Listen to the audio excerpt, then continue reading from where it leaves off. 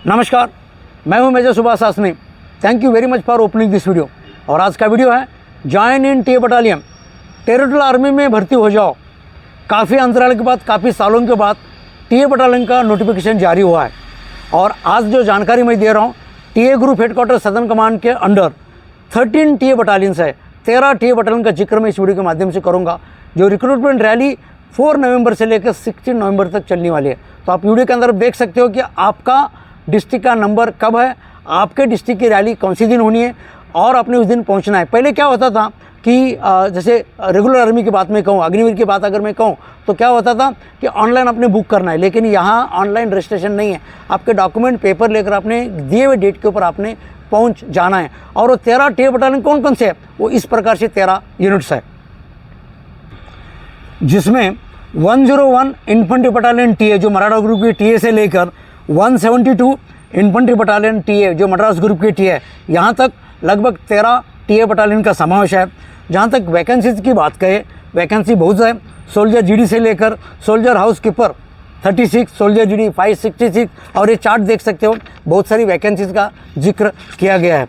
और सबसे पहले मैं बात कहना चाहूँगा 101 इन्फेंट्री बटालियन टीए जो कि पुणे में स्थित है महाराष्ट्र में, और 109 infantry battalion TA Kolhapur Maharashtra में। इनकी रैली 4 नवंबर से लेकर 16 नवंबर तक है। इनफैक्ट ऑल 13 बटालियन का जो रैली है 4 तारीख से स्टार्ट है नवंबर के, और 16 नवंबर तक चलेगा। तो मैंने आपको अभी बता दिया 101 का जो मराठा का टीए ग्रुप है, टीए बटालियन है। इसके अलावा 109 TA battalion again Maratha group के हैं। तो इस जो सेकंड जो ग्रुप है वो कोयमुटूर के अंदर तमिलनाडु में रैली होनी है। अगेन 4 नवंबर से लेकर 16 नवंबर तक। आप इसमें भी देख सकते हो 110 infantry battalion TA again Madras group का टीए है, जो कि मद्रास का जो सेंटर है वैसे वेलिंगटन ऊटी तमिलनाडु में है। इन सेंटर के जो 2 टीए बटालियन है वो ये है कि 110 इन्फेंट्री बटालियन टीए मद्रास का, एंड 122 यानी कि 122 infantry battalion TA again Madras का। इसके अलावा 117 गार्ड्स का जो टीए बटालियन है, इसकी रैली भी 4 नवंबर से लेकर 16 नवंबर यानी कि 4 नवंबर से लेकर 16 नवंबर तक इनकी रैली होनी है। आपके डिस्ट्रिक्ट का, आपके स्टेट्स का नंबर कब है, आप इसके माध्यम से देख सकते हो। इसके अलावा बेलगावी यानी कर्नाटक के अंदर भी ये रैली होनी है, और ये रैली होनी है RIMC स्कूल का जो ग्राउंड है उनके ऊपर रैली होनी है। और किस किस टीए बटालियन के हैं, जिसमें 106 इन्फेंट्री बटालियन टीए जो पैरा रेजिमेंट का टीए है। इसके अलावा 115 इन्फेंट्री बटालियन जो महार रेजिमेंटल का टीए है, एंड अगेन इसके बाद 125 इन्फेंट्री बटालियन टीए जो guards brigade of the guards regimental centre का ये टीए बटालियन है।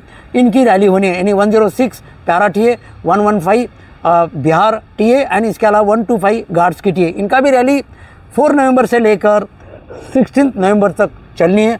आप अपने स्टेट्स का नंबर कब देख लीजिएगा, उसके बाद आपके डिस्ट्रिक्ट का नंबर कब है, और उसी टाइम पर, उसी दिन पर आपने वहाँ दिए हुए टाइम पर जो चार्ट के अंदर दिखाई दे रहा है, इस टाइम पर आपने इसको हाज़िर रहना है, प्रेजेंट रहना है वहाँ, और रैली को अटेंड करना है। इसके बाद की जो रैली का जो पॉइंट है that is in Deolali Maharashtra.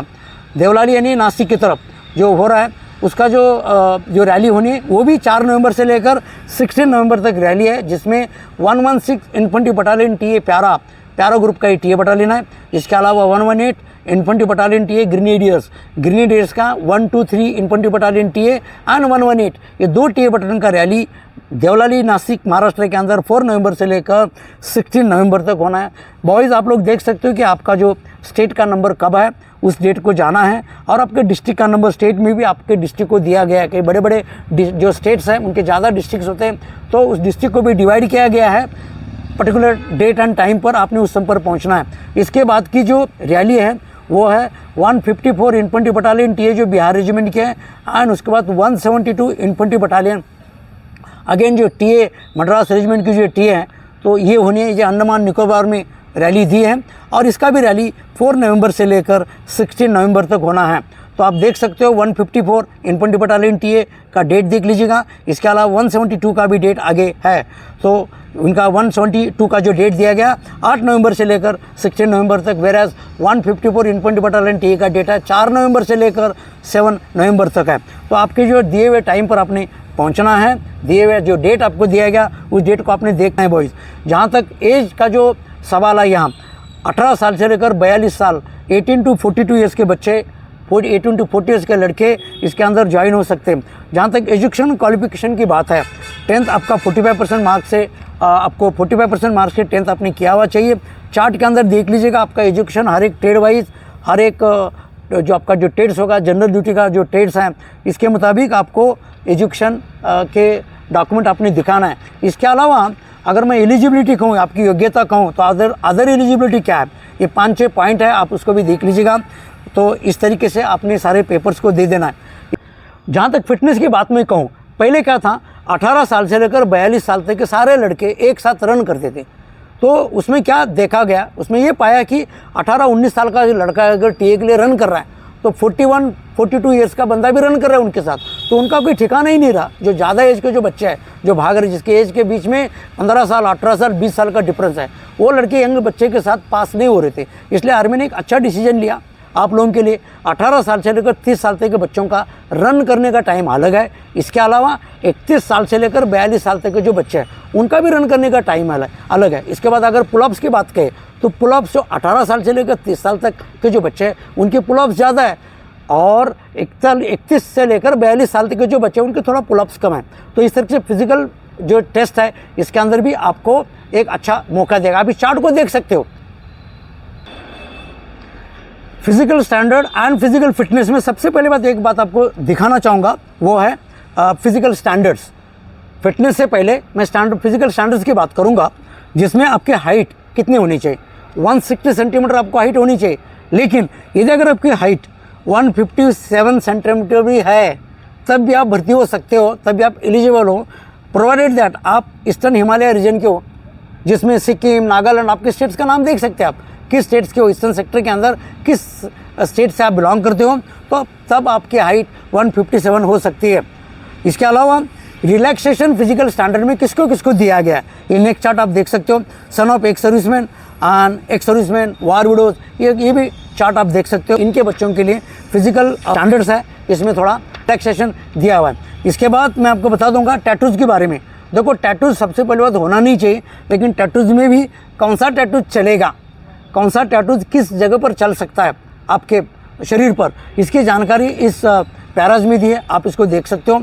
तो उस जगह पर आपका अगर टैटूज़ है तो आपको शायद हो सकता है, जहाँ इस लेटर के मुताबिक तो प्रॉब्लम नहीं आ सकता।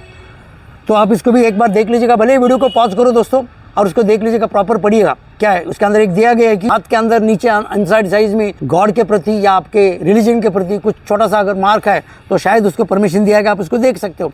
तो इसके ऊपर ध्यान अपने प्रॉपर देना। फिर एक बार पॉज करके वीडियो को देख लीजिएगा। मैं बताना चाहूँगा बैलेंस एंड 9 फीट जो डिच है, बैलेंस यानी एक लकड़ी का जो बैलेंस होता है, लगभग 4 इंच का हाइट का ऊपर 4 इंच चौड़ा एक वुडन का बैलेंस होता है, उसके ऊपर आप कैसे चलते हो ये देखा जाता है। आपका बेसिकली उसके अंदर क्या संतुलन कैसे आप रखते हो ये देखा जाता है उस टेस्ट में। एंड इसके अलावा 9 फीट डिच को आपने क्रॉस करना है, इस जस्ट इसके अंदर पास होना है, इसके अंदर कोई मार्क्स नहीं है। जहाँ तक रिटन एग्ज़ाम है, रिटन एग्ज़ाम उन लड़कों के लिए होता है जो लड़के फिजिकली फिट है और मेडिकली फिट है। मेडिकल फिट होने के बाद, फिजिकल फिट होने के बाद ही आपको रिटन एग्ज़ाम दिया जाता है, इसके लिए आप एलिजिबल हो। इसके अलावा हिंदी और इंग्लिश में पेपर होंगे, हिंदी और इंग्लिश में पेपर होंगे। और एग्जामिनेशन लेवल, ये जो एग्जामिनेशन लेवल के ऊपर जो चार्ट दिया बॉयज़, आप इसको एक बार देख लीजिएगा। इस चार्ट को आप एक बार देख लीजिएगा, पॉज करके देख लीजिएगा किस तरह से आपका एग्ज़ाम होगा, कौन से क्लास में आप हो, आपको मार्क्स जनरल नॉलेज में कौन से मिल रही है, कितने मिलनी है, कितने क्वेश्चंस होंगे, कितने मार्क्स होंगे, सोल्जर जीडी का एग्ज़ाम किस तरह से होगा, उसके अंदर कितने मार्क्स मिलने वाले हैं, पैटर्न कहाँ कैसा रहेगा सोल्जर जीडी एग्ज़ाम का एंड ट्रेड्समैन का। तो जो 10th क्लास के बच्चे हैं, जो 8th क्लास के बच्चे हैं, जो सोल्जर क्लर्क है, वो किस तरीके से उनका एग्ज़ाम रहेगा, आप उसको एक बार चार्ट को वापस देख लीजिएगा। भले आपको वीडियो पॉज करना पड़े, आप उसको एक बार देख लीजिएगा। और जो एग्ज़ाम जो होगा सीई का मतलब है कॉमन एंट्रेंस एग्ज़ाम, जो आपका होना है उसकी डेट आपको बाद में बताई जाती है टेस्ट के बाद। आपका जो डॉक्यूमेंट्स किस तरीके से होगा उसको भी आप देख लीजिएगा। डॉक्यूमेंट्स में क्या क्या चाहिए, बर्थ सर्टिफिकेट हो आपका, एजुकेशन के सर्टिफिकेट्स आपके देख लीजिएगा कौन कौन से एजुकेशन सर्टिफिकेट चाहिए। मैट्रिक सर्टिफिकेशन, जो मैट्रिक का जो सर्टिफिकेट है दैट इज़ वेरी इंपॉर्टेंट बताया गया, तो ये भी आपका सर्टिफिकेट होना जरूरी है। एजुकेशन बोर्ड्स जो रिकॉग्नाइज बाय स्टेट गवर्नमेंट, इस तरीके का आपका सर्टिफिकेट्स हो। 8 क्लास के जो बच्चों का जो सर्टिफिकेट है किस तरीके का होना चाहिए इसकी जानकारी दी है। डोमिसाइल सर्टिफिकेट आपका होना चाहिए, कास्ट ट्राइब कम्युनिटी सर्टिफिकेट आपका होना चाहिए, रिलीजन सर्टिफिकेट्स भी बता दिया गया है किस तरीके से चाहिए, उसको भी देख लीजिएगा। कैरेक्टर सर्टिफिकेट जो आपको म्यूनसिपल कॉर्पोरेशन से मिलता है वो देख लीजिएगा, विलेज सरपंच से होता है उसको भी देख लीजिएगा, और किससे किससे आप ये सर्टिफिकेट ले सकते हो इनका भी जिक्र किया गया है। मैरिटल स्टेटस के बारे में, अगर आप मैरिड हो अनमैरिड हो इसकी जानकारी भी दिया गया है, और ये कहाँ से सर्टिफिकेट चाहिए इसकी जानकारी भी इसके अंदर दिया गया, तो वो भी आप ले लीजिएगा। रिलेशनशिप सर्टिफिकेट, यदि अगर आप फौजी सर्विंग सोल्जर के लड़का हो, सर्विंग सोल्जर का ब्रदर हो तो उसका भी दे देना। अगर आप एक सर्विसमैन का लड़का है या फिर विडोज का बच्चा है या वार विडो का बच्चा है उसका भी अपना सर्टिफिकेट, आपके रिकॉर्ड के थ्रू ये सर्टिफिकेट होना चाहिए। एफिडेविट किस तरीके का हो सकता है आप उसको भी देख लीजिएगा। इसके अलावा रही और एक बात है वो है स्पोर्ट्स की। स्पोर्ट्स के सर्टिफिकेट के दिखाकर भी आप स्पोर्ट्स कोटा में भर्ती हो सकते हो, तो स्पोर्ट्स सर्टिफिकेट किस तरीके का होना चाहिए दिए कि आप इसको भी टिक कीजिएगा। जहाँ तक मोटे तौर पर मैं आपको बताना चाहूँगा कि गवर्नमेंट रिकॉग्नाइज स्पोर्ट्स इवेंट हो, जो डिस्ट्रिक्ट सोल्जर जो डिस्ट्रिक्ट स्पोर्ट्स ऑफिसर के द्वारा गवर्नमेंट के टूर्नामेंट के अंदर अगर आप हिस्सा लिया है तो ये सर्टिफिकेट्स होनी चाहिए। क्योंकि कभी कभी क्या करते हैं बच्चे, मैं खुद स्पोर्ट्स के कई बार सर्टिफिकेट चेक कर चुका हूँ भर्ती के दौरान, मैंने ऐसे देखा था कि किसी के बर्थडे के बारे में टूर्नामेंट उन्होंने क्या क्या ऑर्गेनाइज किया उसका भी सर्टिफिकेट लाकर बच्चे दिखाते थे। तो ये सर्टिफिकेट नहीं चलेंगे, ये जो चार्ट दिया है इसके मुताबिक होगा और आपका सर्टिफिकेट वेरीफाई होता है। गलत तरीके का सर्टिफिकेट लाओगे इसके अंदर नहीं होगा।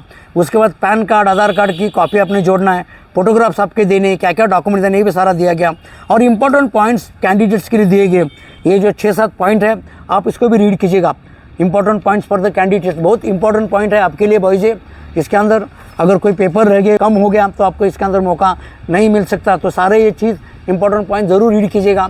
इसके अलावा आपके लिए जो इंस्ट्रक्शंस कुछ दिया गया कैंडिडेट्स को उसको भी आप देख लीजिएगा।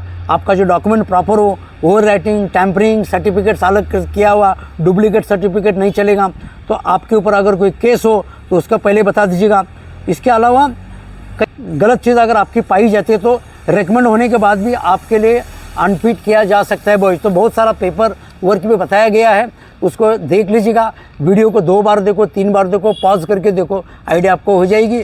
अगर आप जहाँ तक फिटनेस की बात है, जहाँ तक 400 मीटर रन की बात है, देखो बात ऐसे है कि इस भर्ती में आपको 1600 मीटर रन करना है। 1600 metre 4 rounds of athletic track, 400 metre into 4 rounds आपको 1600 मीटर करना है। कैसे रन कर सकते हो, कैसे आप एक्सलेंट ग्रुप में आ सकते हो, इस चैनल के ऊपर मेरा ऑलरेडी एक वीडियो है, आप उसको देख लीजिएगा। 400 मीटर फर्स्ट राउंड कितने सेकंड में करना है, उसके बाद 2 राउंड यानी 800 मीटर कितने मिनट कितने सेकंड में करना है, उसके बाद 3rd राउंड यानी कि 1200 मीटर आपका जो तीसरा राउंड कितने मिनट कितने सेकंड में होगा उसकी जानकारी भी उसके अंदर दी है।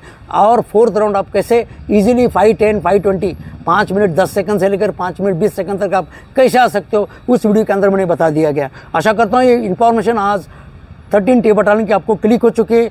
अगर अच्छा लगा है तो वीडियो को लाइक कीजिएगा। कोई डाउट्स होगा तो आप ज़रूर कमेंट कीजिएगा, मैं आपके डाउट्स को क्लियर करने की कोशिश करूँगा।